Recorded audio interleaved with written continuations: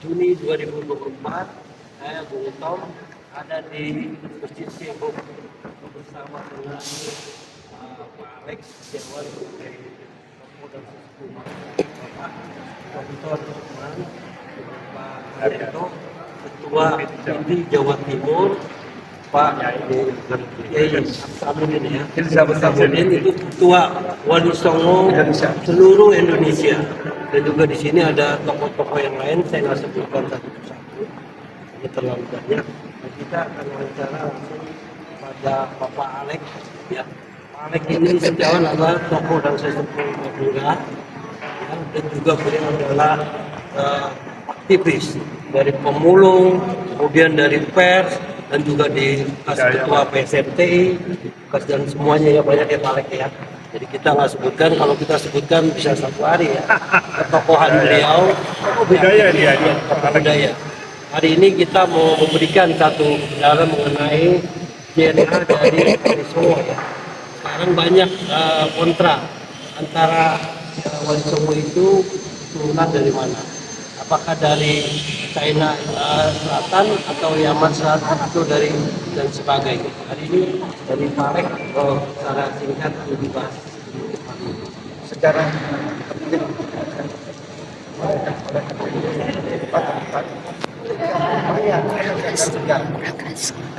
setiap pada akhirnya sejarah harus kembali pada kebenaran sejarah itu sendiri. Dan sejarah memang tidak bisa dibengkokkan dengan cara apapun. Meskipun butuh proses untuk penegakan itu. Butuh pejuang-pejuang untuk menegakkan itu. Hari ini kebetulan seorang sahabat saya adalah Pak Kiai Haji Insinyur Isamuddin, ya, bergelut berjuang untuk menegakkan sejarah kehadiran Wali Songo di Indonesia. Dengan itu saya dukung. Dan kebetulan menurut saya di kalangan etnis Tionghoa yang paling mempunyai ikatan jelas tentang Wali Songo adalah PT yang kebetulan dipimpin oleh Bapak Adat. Ketua Jatim ya Pak. Ya mungkin Pak Adat bisa. Iya, Pak Haryanto sebagai Ketua Persatuan Islam Tionghoa Indonesia. Silakan Pak Haryanto. Assalamualaikum warahmatullahi wabarakatuh. Assalamualaikum.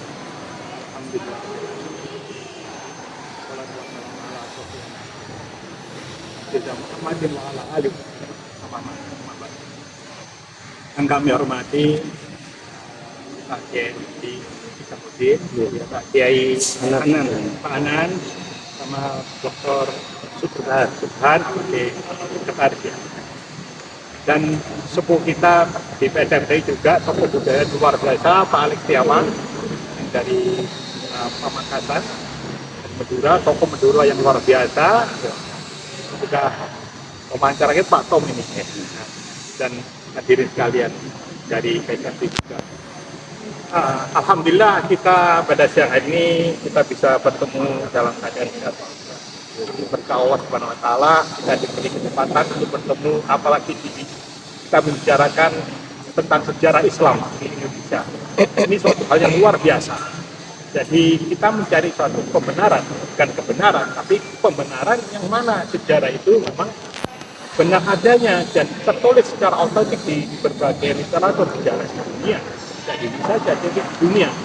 Kita bisa nanti salah satu Profesor Ningsom ini pada waktu di tahun 2008 waktu kita mendatangkan keturunan Wali Songo, keturunan dari Cenghe datang ke Indonesia, terus kita juga pernah datangkan keturunan ke-19 Panglima Cenghe di seminar kita di Ekspedisi Expo tahun 2019 tahun yang lalu. Jadi kita saat itu kita mendatangkan para tokoh-tokoh sejarah baik dari luar negeri sampai dari Amerika, dari Kanada kita datangkan untuk mencari sejarah daripada Islam ini. Dan memang dari sejarah itulah kita bisa melalui peta dunia bahwa Jazirah Arab ini ada di barat daripada Jazirah Tiongkok. Dari barat dia turun ke timur melalui daratan Tiongkok. Yang paling masyhur ada 3 tadi seperti Pak Alex, tapi yang terkenal itu ada dari Yunan Selatan. Turunlah dari Yunan Selatan itu melalui sebagian besar pasukannya Vietnam. Vietnam turun ke Kamboja, Filipina, Thailand. Monteng, kemudian juga Malaysia, terus Aceh, terus ke Palembang, terus ke Tanah Jawa, dan terakhir itu ada dia sempat sekali atau 2 kali berhenti di Sumeneb. Ini sejarahnya.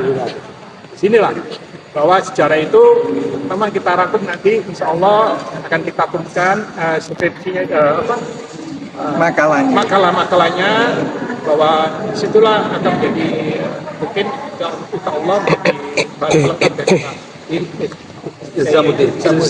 Izamuddin untuk bisa melengkapi bahwa sebagian besar, saya katakan sebagian besar Islam ini yang jelas dari gagasan Tiongkok.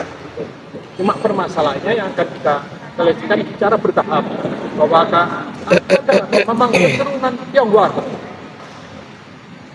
yang berdarah Tionghoa atau Mongolit yang membawa Islam. Dari sejarah lokal mungkin ada, contohnya Tempo Hari itu mengatakan bahwa dia adalah keturunan Raden Demak, Raden Patah, yang mana Raden Patah itu nama aslinya adalah Tangkut. Itu bahasa Mandari, tapi bahasa Hokkien ya, karena kebanyakan orang Tionghoa ke Indonesia itu dari Hokkien, dari ya dekatnya Yunan itu dia. Jadi itu sedikit pembuka dari saya. Mungkin akan kita ingat sekali lagi, pertemuan ini akan berlanjut mencari kebenaran daripada sejarah, sehingga akan sangat jelas bahwa penyebar Islam di tanah Jawa, terutama di daerah Jawa, adalah ini kita sebut Wali Songo itu punya darah-darah Tionghoa yang kita cari sama kebenarannya. Tapi yang jelas dikatakan hampir 90% bahwa Islam itu keluarnya dari Yunan. Itu yang jelas. Karena zaman dulu itu kapalnya itu harus berhenti itu isi perbekalan. Jadi tidak bisa langsung ke mana. Ini dari katakan dari daerah mana langsung ke tidak bisa, jadi berhenti. Jadi berhenti di Vietnam, berhenti di Filipina, berhenti di mana itu Thailand, kemudian Malaysia, kata di peta, gitu. Dia turun situ, kemudian ke Palembang, kemudian ke Tanah Jawa. Dan itu 7 kali, bukan barang 32 tahun. Pak Macenggo ini berkeliling dan 7 kali ke tanah Nusantara ini. Jadi tanah Jawa ini tidak sekali saja, tapi 7 kali. Sampai dia bandingkan di Santoko ya. Nah, Semarang. Dan saya dapat cerita yang akurat juga beberapa teman-teman kita yang senior. Sebelumnya di Sabukong, konteks Sabukong itu di depannya itu ada mihrab. Ada mihrab tempatnya sholat. Mihrab. Sekarang lalap katanya ada di situ. Ada mihrab. Itu ada tulisan dulu ada tulisan. Memang kata mihrab ini untuk orang sholat. Ada tulisan bahwa bahasa Korea. Pak Bambang kan itu di zamannya Pak Bambang berapa puluh tahun lalu itu ada mihrab yang tulisan Mandarin yang itu katakan arah kiblat sholat orang Islam. Karena berhubung kemudian yang datang belakangan ini adalah orang Tionghoa non Muslim, sama Konghucu, Tao dan agama Buddha, sehingga karena kita ini orang Muslim banyak minoritas di dalam minoritas, sehingga tidak ada yang mungkin tidak dapat bekerja ya dikelola oleh orang yang. Tapi hubungan dengan kita sendiri, Yayasan itu maupun dengan Yayasan silakan ya kita mendirikanlah kalbaranya Masjid Cenggo di Surabaya. Sejarah ini tahun 2003. Oh, itu. Ini yang pertama kali di Indonesia. Iya, pertama ya. Yang di dunia juga. Ini viral kan ya. Cenggo ya. Kalau masjidnya di Xi'an itu ada yang 1300 tahun ya. Iya. Di Beijing sana ada, di Xi'an juga. Jadi memang ada masjid yang satu. Karena memang Islam itu masuk di daerah Tiongkok itu Sahabat Nabi, bayangkan 680 tahun. Itu sudah masuk di sana. Informasi gede Islam. Istilahnya itu kita jauh belum Islam. Di Tiongkok sudah Islam juga. Karena saat itu ada satu sahabat Nabi. Itu sahabat. Jadi dan makamnya di Guangdong ya salah ya. Ada makamnya di sana. Saat mati wafat. Walaupun ada kita yang stereotip yang mengatakan itu bukan di makamnya di Bekasi atau tapi itu sudah cerita makam itu. Dan itu di samping-sampingnya juga ada kiblat semua dan itu baik. Itu bukti kawan-kawan kesempatan waktu ayo kita buktikan. Berarti nanti bareng aja apa Piti sama Naat nanti ke Tionghoa. Ya. Terima kasih tokoh-tokoh Pak Haryanto ya kiai-kiai sudah kita ada. wawancaranya untuk penjelasannya. Kemudian kita sekarang dengarkan langsung dari Pak Kiai Isamuddin mengenai DNA Wali Songo. Beliau sebagai Ketua Wali Songo seluruh Indonesia. Silakan Pak. Baik. Assalamualaikum warahmatullahi wabarakatuh. Waalaikumsalam. Bismillahirrahmanirrahim. Alhamdulillah nahmaduhu wa nasta'inuhu wa nastaghfiruh. Na'udzu billahi min syururi anfusina min sayyiati a'malina may yahdihillahu fala mudilla lahu wa may yudlilhu fala hadiya lahu. Asyhadu an la ilaha illallah wa la syarika lahu wa asyhadu anna Muhammadan abduhu wa rasuluhu la nabiyya ba'da. Amma ba'du. Saya hormati Bapak Haryanto, Bapak Haji Haryanto, beliau ini Ketua Persaudaraan Persatuan Islam Tionghoa Indonesia Jawa Timur, Pak. DPW PT Jawa Timur, luar biasa. Jadi yang membawahi seluruh Muslim Tionghoa Jawa Timur ada di pundak beliau. Nah, yang saya hormati Pak Alek, sahabat lama saya, budayawan, juga aktivis, senior, pembentuk mental dan karakter pemuda-pemuda di Madura beliau. Yang saya hormati Ibu dari Persatuan SNTI ya, Muslim Tionghoa Indonesia, Paguyuban Sosial Tionghoa Indonesia. Yang saya hormati rekan-rekan dari Naat. Sebenarnya begini Pak, Yayasan Wali Songo itu aslinya itu Naat. Naat itu dalam bahasa Arab Naqaba Asyraf, Naqaba Ansab Auliatis. Artinya apa? Artinya lembaga pencatat nasab keturunan Wali Songo. Kita sudah tercatat di Kemenkumham sejak 2019. Dan sudah resmi lah, sudah diakui negara. Dan kita sudah banyak DPW dan DPJ sudah. Karena apa? Karena ketika kita lihat ya, di Indonesia ini 60% masih cucu Wali Songo. 60% loh. Kalau tidak dari jalur itu, ini ibu ini, beliau kan mengatakan jalur Mataram, jalur Mataram, ya, ibu, jalur Mataram, Wali Songo atasnya dari garis itu. Kenapa? Karena Sunan Giri itu punya putri, Sunan Kidul itu punya putri Nyaman, Pangeran Soeb punya putra Pangeran Soeb punya putrinya Sabina. Sabina ini adalah ibu dari para Sultan Agung Mataram. Jadi kita baik dari garis ayah, garis ibu ke semuanya kita ini tujuannya apa?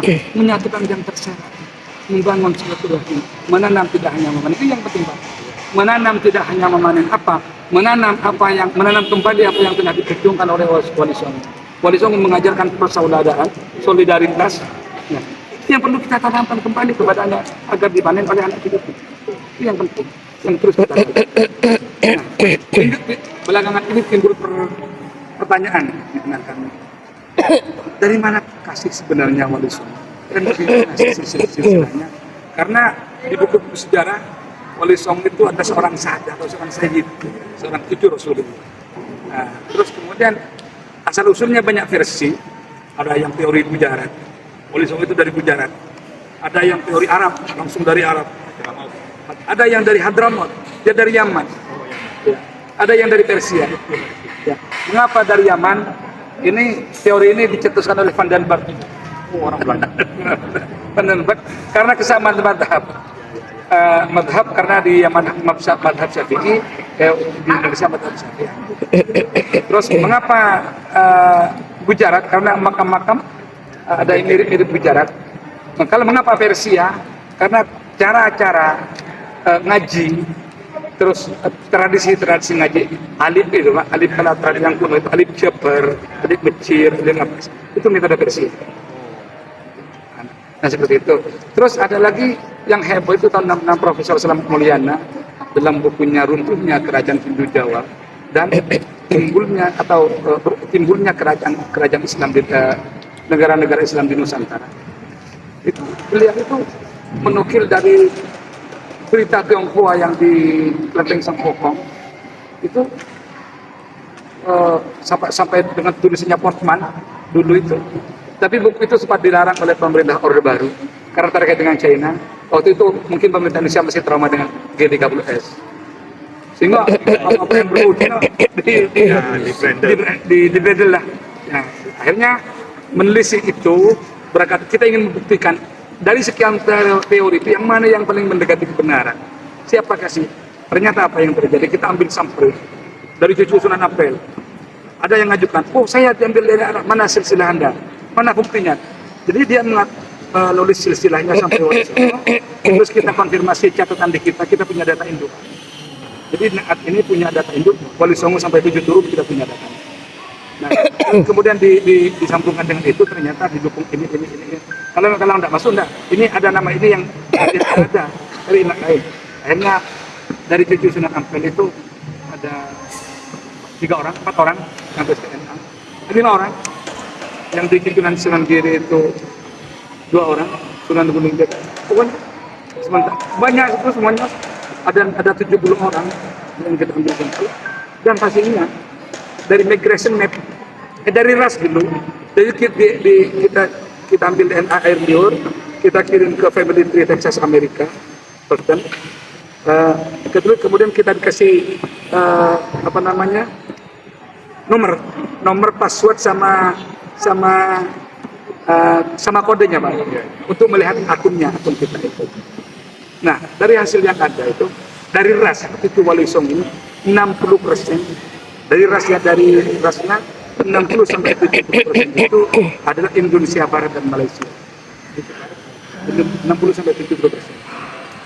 Terus 22% itu Filipina. Ada yang sekian persen itu ada yang Kalimantan Utara dan Kalimantan Selatan. Nah, 2% itu ras Tiongkok. Mereka semua rata-rata berhaplogrup O itu ras Mongoloid. Ini nggak bisa dibantah. Mau dari Arab, mau dari yang tua, ada yang lainnya. Nah, kemudian begini, ada orang yang ngaku sendiri. Beliau itu memang orang Madura, kakek kelima kita ke Hijaz. Jadi syekh di sana, jadi alim di sana, bahkan mursyid Tariqah Qadari sahabat dia di sana. Gurunya siapa? Nahul Banggala. Dia itu dia Arab, kami tes DNA, haplogrupnya J2. Tapi dia dari Sunan Giri, Sunan Giri. Nah, tapi yang tes di Indonesia rata-rata O. Nah, kemudian kita lacak snapnya. Snap itu adalah komponen-komponen DNA dari DNA dari secara garis laki-laki. Kami ini menemukan kode CTS 6368 ketika kita tracking punya siapa kode itu, kita diarahkan kepada 2 OM175, 5-nya itu berkerabat dengan orang Tiongkok, dengan orang-orang Filipina dan orang-orang Thailand. Terus ketika juga diarahkan di LM22 itu ketika kita tracking ternyata punya Said Ajal Samsudin Al-Bukhari. Iya, ini sehingga ketika kami cari literasi kok bisa seperti ini, kami cari literasi.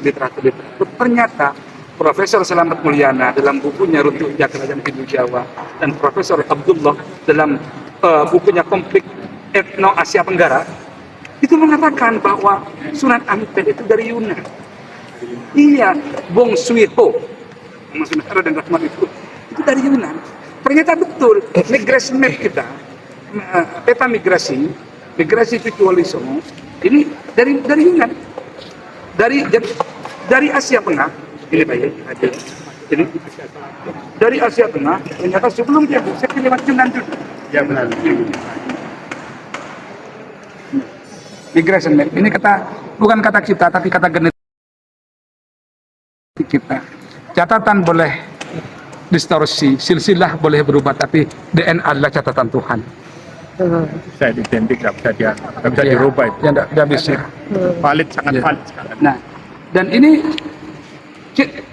saya lihat Cucu Wali Songo itu punya CTS 6368. Ternyata Syed Ajal Samsudin siapa? Syed Ajal itu ternyata Syed Ajal Samsudin itu adalah orang dari Bukhara, dari Uzbekistan dulu. Ketika zaman dinasti Yuan, Genghis Khan ada penipuan meluas ekspansi kekuasaan pada tahun 1200-an beliau itu ekspansi ke daerah Bukhara. Beliau itu menganut Islam Khawarizmi. Beliau itu menyerah. Syed Ajal Samsudin ini menyerah dan dibawa ke Tiongkok, dibawa ke Mongol oleh Genghis Khan. Kemudian karena baik kelakuannya dijadikan gubernur Yunan pertama. Jadi beliau itu adalah seorang mujahid, seorang dai al-muhajir ilallah dari Bukhara ke Yunan, dan di Yunan itu beliau itu menganut ajaran Islam yang moderat dan toleran sekali. Beliau itu membangun masjid, juga membangun pilku Buddha. Ini yang diajarkan oleh Songo, ya kan? Bukan hanya membenarkan agama sendiri, sehingga terhadap yang dilakukan oleh Syed Ajal Samsudin Al-Bukhari itu semakin banyak orang sampai di Yunan itu mayoritas beragama Islam. Bahkan cucunya sekarang ini di daerah Najiahu, itu ada kampung cucu Rasulullah di sana itu yang punya masjid tertua di Jakarta. Kita ingin terus kemudian berarti sudah ada tanda ketika ada kode snap di cucu Wali Songo, ada kode Syed Ajal Samsudin, berarti kita meyakini bahwa Wali Songo ada saingnya Dewan Syed Ajal Samsudin. Syed Ajal Samsudin itu lahir di Bukhara, mati wafatnya di Cina, di Yunan. Punya anak digantikan oleh putranya namanya Syed Syamsuddin, Syed Nasiruddin. Saya menjadi gubernur Yunan, wafatnya juga di sana, istrinya orang di sana. Otomatis anaknya sudah blaster antara Persia dengan Cina. Artinya memang sudah begini, sudah mulai sedikit yang Syed Nasiruddin itu punya. Syed Nasiruddin wafat itu punya digantikan oleh adiknya yang bernama Syed Hussein. Hussein ini Pak, kalau di sini di buku Jawa tertulis Zainal Hussein. Siapa Zainal Hussein? Beliau itu seorang gubernur Yunan yang ibunya asli Yunan, bapaknya seorang Syed Hasan Bukhari, dan mempunyai putra yang bernama Jumadil Kubro. Siapa Jumadil Kubro? Jumadil Kubro ini adalah kakek daripada seluruh Wali Songo. Jumadil Kubro ini punya putra 21. Putra nomor 4 ini bernama Ibrahim. Ya, Ibrahim ini punya anak Sunan Ampel. Sunan Ampel punya anak Sunan Bonang, punya anak Sunan Derajat. Ya. Kemudian Jumadil Kubro ini juga punya anak bernama Zainab.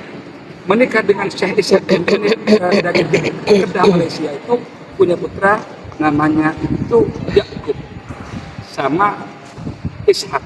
Ishak itu siapa? Ishak itu ayah daripada Sunan Gunung. Jadi Yakub itu ayah daripada Sunan Gunung.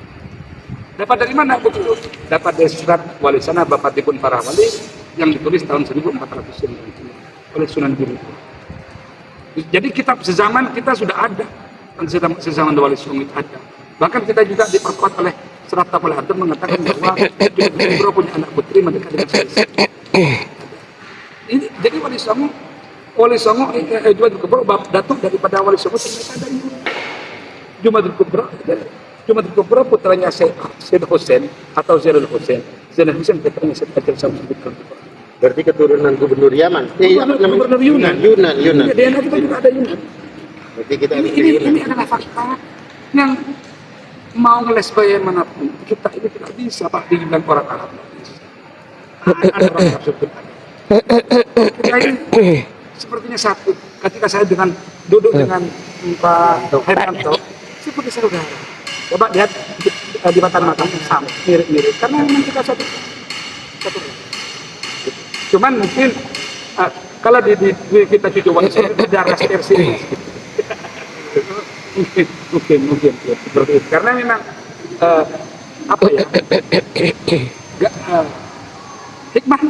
hikmahnya Wali Songo udah jalur Islam. seorang saya cucu Rasulullah dari jalur Persia lewat Yunan, kita ini menjadi kerabat semua orang.